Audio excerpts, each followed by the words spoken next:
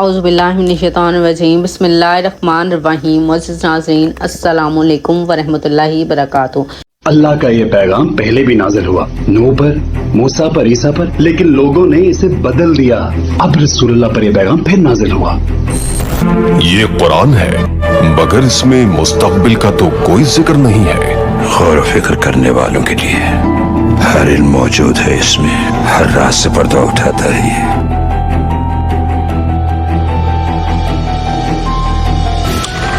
Some key words from various parts of the Quran and Hadith have interesting implications. Ayah 20, God says, "Walk through the earth and see how God did originate creation."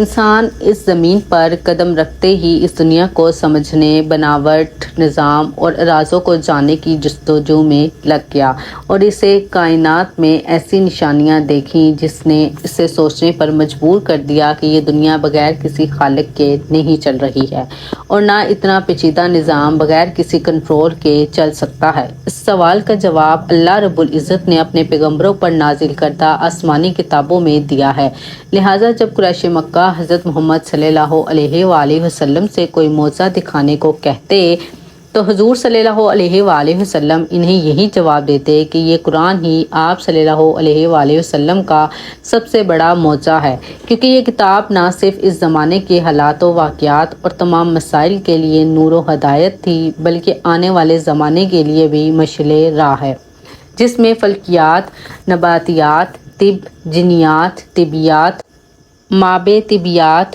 ارضیات اور ریاضیات کی بے شمار باتیں اور حیرت انگیز راز موجود ہیں جسے آج کی جدید سائنس دریافت کر رہی ہے اور حیرت سے اس مقدس کتاب کی طرف دیکھ رہی ہے جو 1500 سال پہلے عرب کے بنجر صحرا سے نکلا، جہاں سائنس اور ٹیکنالوجی کا نام و نشان تک نہ تھا۔ اس مقدس کلام میں اس کائنات کے بے شمار راز موجود ہیں جن میں سے چند ایک کا ہم اس ویڈیو میں ذکر کریں گے۔ لوہا زمین پر مختلف شکل میں پایا جاتا ہے مگر یہ زمین کا مادہ نہیں ہے بلکہ یہ آسمان سے اس دنیا میں آیا ہے۔ سائنس کی اس تحقیق کے مطابق لاکھوں کروڑوں سال پہلے کچھ ستارے دھماکے سے پھٹے اور زمین پر گرنے والے میٹروئڈ سے لوہا اس زمین پر آیا، جس کا ذکر قرآن پاک میں کچھ یوں ہے: اور ہم نے لوہے کو زبردست طاقت دے کر اتارا تاکہ انسان اس کا فائدہ اٹھا سکیں۔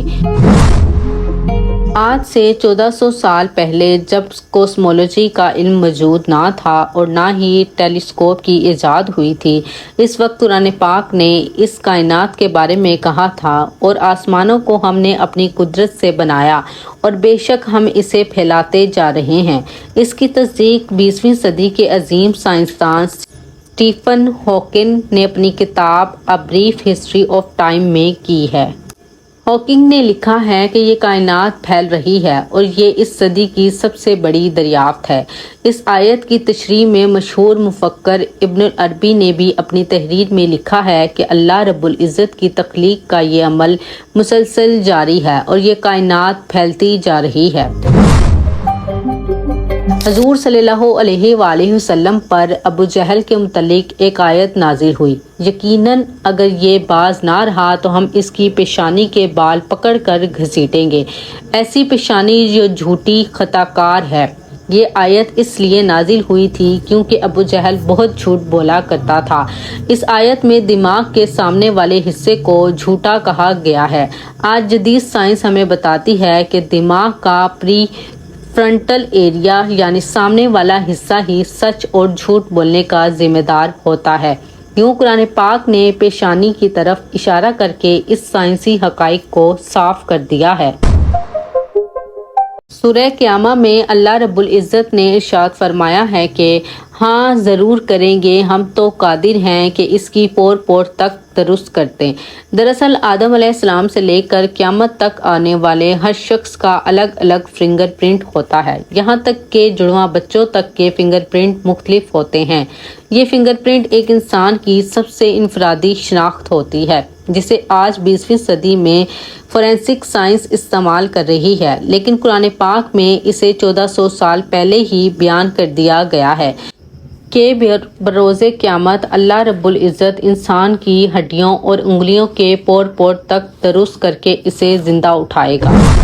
کچھ سال قبل US سٹی آف نوزین کے ایک ریسرچ میں بتایا گیا کہ چیونٹی دوسرے کیڑے مکوڑوں کے مقابلے کافی سمجھدار اور محرک ہوتے ہیں کیونکہ وہ آپس میں ہی باتیں کرتی ہیں۔ دراصل یہ چیونٹیاں اپنے منہ سے ایک فلوٹ نکال کر دوسری چیونٹی کے منہ میں ڈال دیتی ہیں اور وہ اس پیغام کو ڈیکوڈ کر کے سمجھ لیتی ہیں۔ قرآن پاک میں سلیمان علیہ السلام کے واقعے کے ضمن میں کہا گیا ہے کہ ایک چیونٹی نے کہا، اے چیونٹیوں اپنی بلوں میں گھس جاؤ، کہیں ایسا نہ ہو کہ سلیمان اور ان کا لشکر تمہیں کچل دیں اور انہیں خبر بھی نہ ہو۔ برسوں قبل منحدین قرآن پاک کے اس واقعے کو محض قصہ سمجھ رہے ہیں کہ چیونٹیاں کیسے بات کر سکتی ہیں، جسے آج جدید سائنس نے اپنی تحقیق سے ثابت کر دیا ہے۔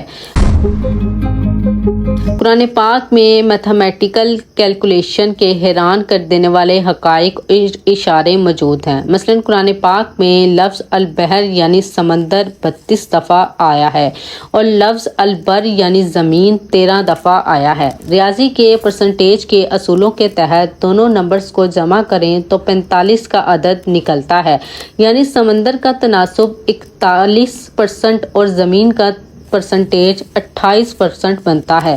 اور آج کی جدید سائنس ہمیں یہ بتاتی ہے کہ اس دنیا میں سمندر اور زمین کا تناسب بھی بالکل اتنا ہی ہے، لہٰذا یہ کوئی اتفاق نہیں ہو سکتا کہ اتنے ایکوریٹ پرسنٹیج قرآن پاک میں موجود ہو۔ یہ صرف اسی کا کلام ہو سکتا ہے جس نے اس سمندر اور خشکی کی تخلیق کی ہو۔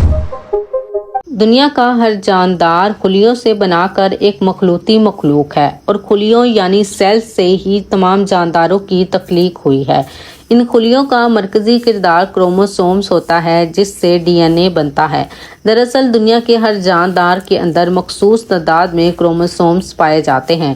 ان کروموسومز میں ان جاندار کے تمام موروثی خصوصیات پائی جاتی ہیں جو وہ اپنے آباء و اجداد سے حاصل کرتا ہے اور جس میں اس کی بناوٹ، شکل و صورت اور عادات و ادوار سب موجود ہوتے ہیں۔ انسان کے خلیوں کے اندر 46 کروموسومز پائے جاتے ہیں، گھوڑوں کے اندر 64، بلی کے اندر 38، جبکہ بکریوں میں 60 کروموسومز موجود ہوتے ہیں۔ اسی طرح ہر جانور اور پیڑ پودوں کا اپنا الگ الگ کروموسوم نمبر ہوتا ہے۔ واضح رہے کہ کروموسومز کی دریافت پروفیسر والٹر فلیمنگ نے سال 1882 میں کی تھی، جبکہ انسانی کروموسومز کی دریافت سال 1996 میں ہوئی۔ اگر ہم قرآن پاک میں سورہ زلزلہ میں غور کریں تو اس آیت میں موجود لفظ انسان سے پہلے 46 حرف آتے ہیں۔ یہ حیرانی کی بات ہے کہ انسانی جسم میں بھی 46 کروموسومز موجود ہیں۔ اسی طرح سورہ بقرہ میں لفظ بندر سے پہلے 48 حرف آتے ہیں اور بندر کے جسم میں بھی 48 کروموسومز ہوتے ہیں۔ اسی طرح سورہ نمل کے اندر لفظ شہد کی مکھی سے پہلے 16 حرف آتے ہیں جو کہ شہد کی مکھی کا کروموسوم نمبر ہے۔ سورہ آل عمران میں لفظ گھوڑا سے پہلے 64 حرف آتے ہیں۔ گھوڑوں کے خلیے میں بھی کروموسومز کی تعداد اتنی ہی ہے اور اسی طرح سورہ کہف میں لفظ اونٹ سے پہلے 74 حرف آتے ہیں جو اونٹ کا کروموسومز نمبر ہے۔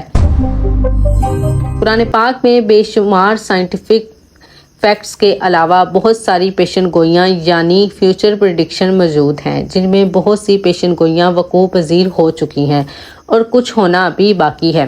جس وقت حضور صلی اللہ علیہ وآلہ وسلم مکہ میں تشریف فرما تھے، اس وقت دنیا کی دو عظیم طاقتیں یعنی روم اور فارس کے درمیان شدید جنگ برپا تھی۔ جنگ میں مسلسل پرشین امپائر کی فوج رومن امپائر کو شکست دے رہی تھی۔ مشرکین مکہ فارس کی فتح سے بہت خوش تھے کیونکہ فارسی بھی آگ کی پوجا کیا کرتے تھے اور وہ بھی مشرک تھے، لہٰذا اس دوران سورہ روم کی یہ آیت نازل ہوئی۔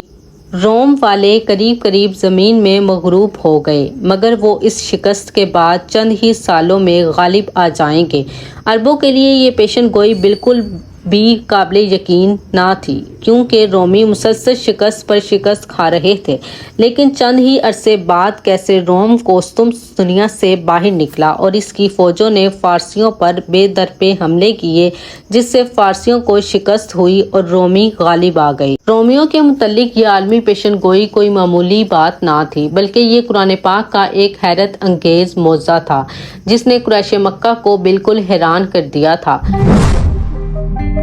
9 ہجری میں جب حضور صلی اللہ علیہ وآلہ وسلم کی قیادت میں مسلمانوں نے مکہ کو فتح کیا تو فتح مکہ کے دن نبی پاک صلی اللہ علیہ وسلم پر یہ آیت نازل ہوئی: بے شک اللہ پاک مسلمانوں سے راضی ہو گیا اور انہیں جلد ہی فتح نصیب ہوگی، اور اب بہت سی غنیمتیں بھی دیں گے جنہیں وہ لیں گے۔ اللہ رب العزت نے ان آیات میں مسلمانوں کو فتح مکہ کے بعد کئی جنگوں میں فتح کی خوشرنجی دی ہے۔ تاریخ گواہ ہے کہ پھر مسلمانوں نے خیبر، حنین، تبوک اور خلفاء کے دور میں بے شمار علاقے فتح کیے اور مسلمانوں کو مال غنیمت حاصل ہوا۔ دنیا میں کوئی ایسی کتاب نہیں جس کے ہر ورق میں، ہر آیت اور ہر جملے میں اتنے راز چھپے ہوں۔ آج سے 1400 سال پہلے کسی انسان کے لیے ایسی کتاب لکھنا ناممکن تھا۔ یہ سب وہی بتا سکتا ہے جس نے یہ سب بنایا ہو، جو اس کائنات اور تمام مخلوقات کا خالق ہو۔